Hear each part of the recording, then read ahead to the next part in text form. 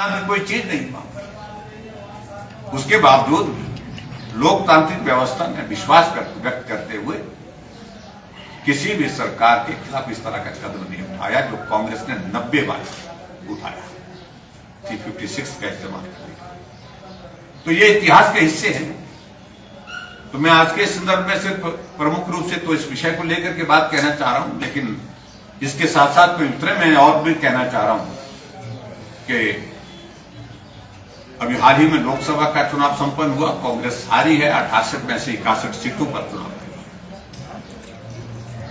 और जिस तरह से हम देख रहे हैं कि सरकार की पूरी ताकत सिर्फ कुर्सी बचाने के लिए लगी है, मुख्यमंत्री सिर्फ कुछ नहीं कर रहे, एक ही काम कर रहे हैं कि मेरी कुर्सी सलामत किस प्रकार से रहे।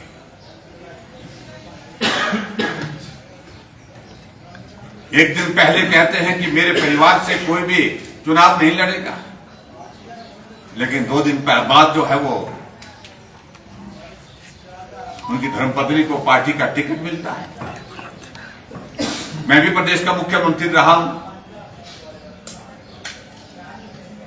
कोई भी टिकट उपचुनाव में मुख्यमंत्री के सहमति के बिना नहीं होता है, और कांग्रेस पार्टी में तो बिल्कुल नहीं होता है, मुख्यमंत्री के ऊपर छोड़ दिया जाता है। लेकिन उसके बावजूद भी मैं उस पर व्यक्तिगत रूप से कोई टिप्पणी नहीं करना चाह रहा हूं, लेकिन हालात किस प्रकार से बन गए हिमाचल प्रदेश में। पिछले 16-17 महीने की सरकार में 300 से ज्यादा बलात्कार की घटना इस प्रदेश में, देवभूमि में, हिमाचल प्रदेश में हो गई। पिछले 15-16 महीने के इसमें कार्यकाल में, कांग्रेस के कार्यकाल में हिमाचल प्रदेश में लगभग जो हत्याओं का मामला 150 तक पहुंच गया।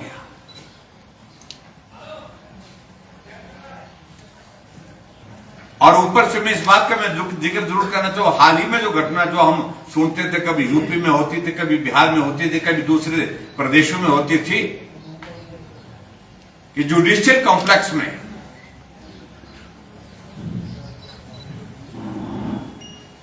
पंजाब से हायर किए हुए गुंडे जो है वो गोली चला देते हैं और एक आदमी उसमें घायल हो जाता है।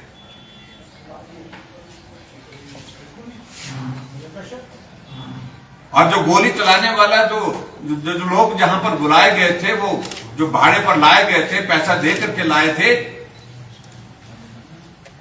उनको लाने वाला पूरा विधायक का बेटा जो एब्सकॉन्डिंग है, यह आरोप उन पर है।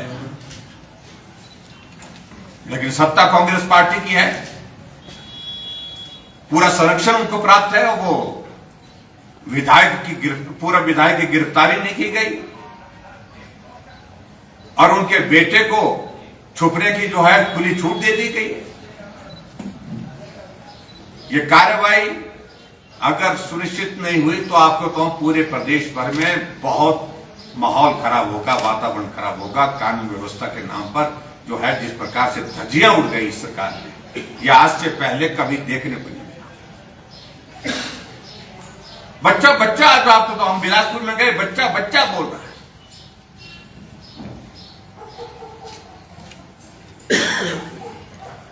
कि चिट्टे का पूरा धंधा इनके सल्तनत पे चलता।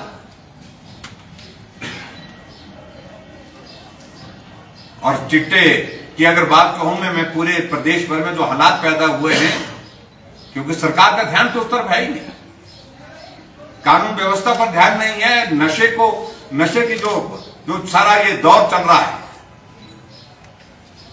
चिट्टे का जो दौर चल रहा है, उसको रोकने के लिए कोई कारगर कदम उठाए, ये तो प्राथमिकता है ही नहीं। और प्राथमिकता होगी भी कैसे जब इनके नेता ही उसमें संलिप्त हैं। ये बहुत बड़ा चिंता का विषय है। इतनी बड़ी घटना होने के बावजूद भी अभी तक जो है कह रहे हैं कि हम सबूत तलाश रहे हैं, कार्रवाई अभी तक हुई नहीं है। इसका अर्थ यही है कि सरकार के संरक्षण में हो रहा है जो कुछ भी हो रहा है, और मुख्यमंत्री जी को सारी चीजों की जानकारी है, लेकिन उसके बावजूद भी कार्रवाई नहीं हो रही है। जिसने भारतीय जनता पार्टी ने तय किया है कि ये कानून व्यवस्था का मुद्दा ये लोगों तक ले जाने का हमने फैसला किया।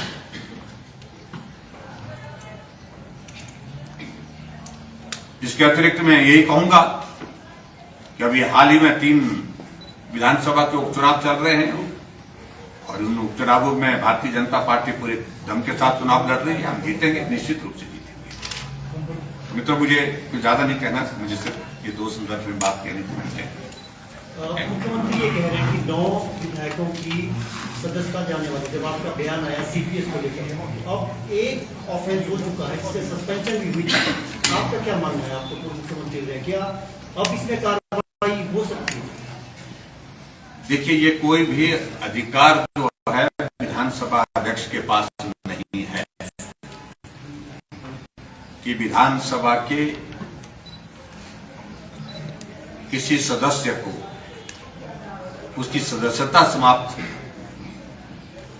सिर्फ इस वजह से कर दिए कि वहां पर नारे लगाए। मैं सिर्फ इतना ही कहना चाह रहा हूं, धज्जियां उड़ा दी हैं यहां पर नियमों की, व्यवस्थाओं की। विधानसभा के अध्यक्ष महोदय ऐसी कठपुतली बन गए मुख्यमंत्री के हाथों, जो प्रलोभन उनको पदों के दिए गए हैं, क्या बात किस बात के दिए गए मुझे मालूम नहीं, और जिनकी भाषा इस प्रकार से हो गई कि खुलेआम वो बोल रहे हैं, अपने कांग्रेस के नेताओं को, कांग्रेस के लोगों को संबोधित करते हुए 6 के सिर कलम कर दिए मैंने और 3 आरे के नीचे हैं, फड़फड़ा रहे हैं। ये भाषा विधानसभा के अध्यक्ष इस्तेमाल करे तो मैं समझता हूं तो इससे बड़ा दुर्भाग्य कोई हो नहीं सकता है। और विधानसभा के अध्यक्ष के बारे में मैं सिर्फ इतना ही कहना चाहूं, वो योग्य होंगे, लेकिन अपनी योग्यता का प्रदर्शन जिस प्रकार से वो करने की कोशिश कर रहे हैं, ये जो है हमेशा के लिए ये दाग उनके जो है इस पर जो है वो हमेशा के लिए रहेगा। जब एक निष्पक्ष अध्यक्ष के नाते आपको सारी चीजों पर फैसले करने थे, वो फैसले आपने नहीं किए, आप कठपुतली बन करके सरकार बचाने के लिए मुख्यमंत्री के इशारे पर नाचते रहे। मैं पहली बार इन शब्दों का इस्तेमाल कर रहा हूं, लेकिन विवश होकर कर रहा हूं, यह करना आज की तारीख में आवश्यक है। 3 निर्दलीय विधायकों के त्यागपत्र 3 महीने तक स्वीकृत नहीं होते हैं। अब जब लोकसभा और जो चुनाव का परिणाम आना तो उससे 1 दिन पहले स्वीकृत किए जाते हैं।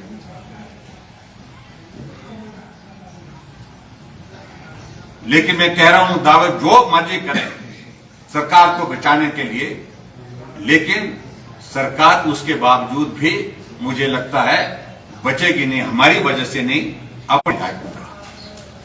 9 विधायकों को किसी को भी न निलंबित कर सकते हैं। अब जो कार्रवाई होनी थी वो एक बार हो गई, निलंबन हो गया, 15 विधायकों का कर दिया था हमने विधानसभा से, लेकिन उनकी सदस्यता समाप्त करने की जो बातें कह रहे हैं, तो इसका मतलब उनके दिमाग में यही बात चल रही है कि अगर सीपीएस के मामले में अगर हाईकोर्ट का फैसला उनके पक्ष में नहीं आता है तो हम इस फैसले से सरकार को बचाने का प्रयत्न करेंगे, जो कभी भी संभव नहीं होगा। डॉक्टर साहब, कल वित्त आयोग की बैठक हुई तो उसमें आपकी सरकार से 10 साल से तो जो रिलीफ मैनुअल है, जो गरीब आदमी को मिलता था, किसानों को मिलता था, वो पूरा काम है कि देखिए, आपको you have to very clear कि भी फाइनेंस कमीशन जो है, 16 वित्त आयोग जो आया था, उनका डिफाइंड एजेंडा होता है। ये सारे विषय, इस सारे विषय को लेकर के फाइनेंस कमीशन का कोई लेना देना नहीं। उनका तो ये है जो टैक्सेस इकट्ठा होते हैं, उसका डेवल्यूशन जो है, उसका वितरण राज्यों में किस तरह से करना है, वो उनका बेसिक जो है कॉन्सेप्ट होता है। मैं अपनी बातें कही, त्रासदी हुई, हमने भी तो कहा है, हमने तो सरकार ने जो बातें कही है, हमने अपनी शब्दों में उन बातों का जिक्र किया है।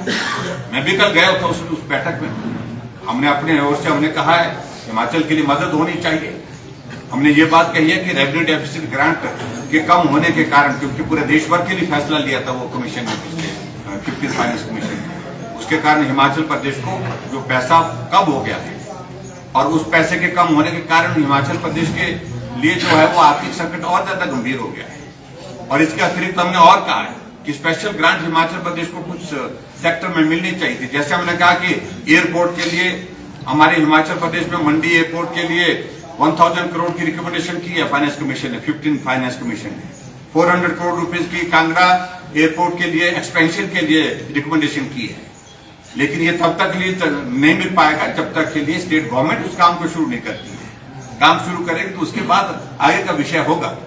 लेकिन हमने कहा कि वो ग्रांट जो है इस तरह से हमको आगे भी आने वाले समय में जारी रखें, मतलब देने की कमिटमेंट करे कमीशन, रिकमेंडेशन करे और उसके साथ साथ में ताकि कनेक्टिविटी इंप्रूव हो सके। इन सारी बातों का जिक्र हुआ है।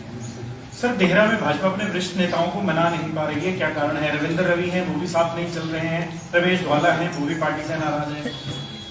देखिए, सब चले हैं साथ में, आपको नहीं मिले होंगे वो लोग, लेकिन इतना मैं जरूर कहना चाहता हूं कि सबके साथ पार्टी का हमारा शीर्ष नेतृत्व विचार कर रहा है, बातचीत कर रहा है, संवाद में है और मुझे पूरा भरोसा है कि आने वाले समय में वो काम करेंगे।